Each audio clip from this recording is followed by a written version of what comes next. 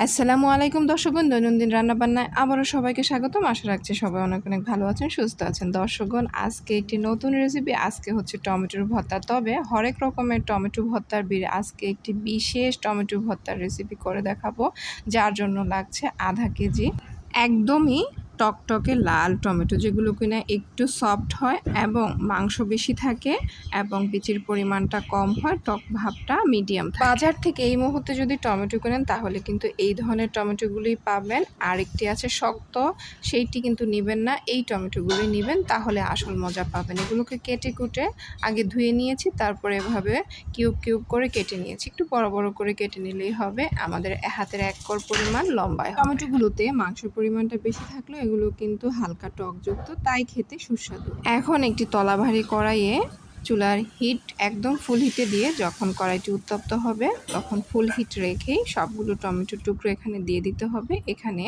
1/2 চা চামচেরও কম আমি টমেটোর জন্য লবণ দিয়েছি, আর এগুলোকে 2 থেকে 3 মিনিটের জন্য ঢাকনা দিয়ে দিচ্ছি। ঢাকনা দিলে ফুল হিটে যখন রান্না করব তখন একটু পানি ছাড়তে শুরু করবে এবং পানিটা কিন্তু এখনও শুকাবে না 2 মিনিটে। এ পর্যায়ে একটু সফট হবে বিধায় নেড়েচেড়ে দিয়ে দিচ্ছি যতটুকু সম্ভব।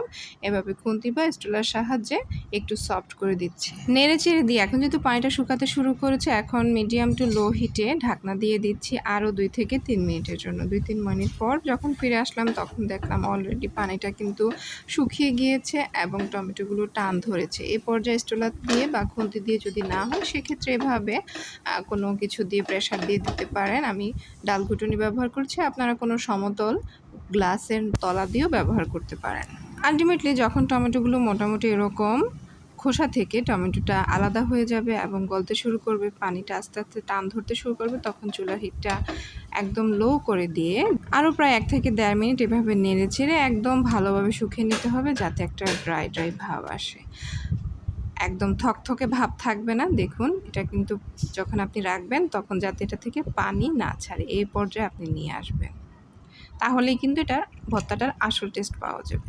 এবার যখন এটা কুসুম গরম অবস্থাটা শেষ হবে, পানি একদম গরম ভাবটা থাকবে না বললেই চলে, 5 মিনিট ওয়েট করতে হবে। তারপর 1 মুঠো দেশি পেঁয়াজ কুচি একদম মিহি করে কেটে নিয়েছি, 1 টেবিল চামচ ধনেপাতা দিয়েছি, 4-5টে ঝাল মরিচ দিয়েছি। আপনারা ঝালের পরিমাণটা একটু কমিয়ে বাড়িয়ে নিতে পারবেন, যেহেতু টমেটোতে আগেই লবণ দেওয়া হয়েছে। জাস্ট মরিচটা গালার জন্য, পেঁয়াজ কুচিটা গালার জন্য যতটুকু লবণ দরকার ততটুকুই দিচ্ছি। এবার আস্তে করে আলতো হাতে এগুলোকে চটকে নিচ্ছি। টমেটোটার সাথে পেঁয়াজটা যেহেতু একটু শক্ত যাবে, তাই একটু যখন লবণ দিয়ে হাত দিয়ে এভাবে কষলাবেন 1 মিনিটের মতো, তখন দেখবেন যে অনেকটাই সফট হয়ে গিয়েছে, খেতেও ভালো লাগবে। আর এতে করে পেঁয়াজের যে একটা হালকা নির্যাস বের হবে, এতে করে সুন্দরভাবে একটা কম্বিনেশন তৈরি হবে। যে দেখুন অনেকটা সফট হয়ে গিয়েছে। অবশেষে আমি এখানে 1 থেকে 1.5 টেবিল চামচ পরিমাণ সরিষার তেল দিচ্ছি। আমি 1 টেবিল দিচ্ছি, আপনারা চাইলে একটু 1.5 টেবিল চামচও দিতে পারেন। সবগুলো উপকরণ ভালোভাবে হাত দিয়ে মাখিয়ে নেবেন। এখানে কিন্তু বাটাবাটির দরকার নেই। এই টমেটোটি একটু হালকা খেতে ছোবা ছোবা লাগে, তবে বিশ্বাস করুন টমেটো ভর্তা অনেকভাবেই করা যায়। এই রেসিপিটা যখনই বানাবেন তখন কিন্তু বেশি টেস্ট পাবেন। টমেটো ভর্তাটা ঠান্ডা করে খেলেও অবশ্যই এটা কিন্তু খাবেন গরম ভাতের সাথে। আপনি অন্য রেসিপির সাথে যদি এই টমেটো ভর্তাটি করেন, আমার গ্যারেন্টি এইটুকু টমেটো ভর্তা আপনি একাই শেষ করে ফেলবেন, 3-4 প্লেট ভাত খেয়ে ফেলবেন। তাহলে দর্শকগণ, ভিডিওটি ভালো লেগে থাকলে চ্যানেলটি সাবস্ক্রাইব করবেন, ভিডিওটিতে লাইক কমেন্ট শেয়ার করতে ভুলবেন না। পরবর্তী ভিডিও পাওয়ার জন্য নোটিফিকেশন বাটনে ক্লিক করে রাখবেন। ধন্যবাদ।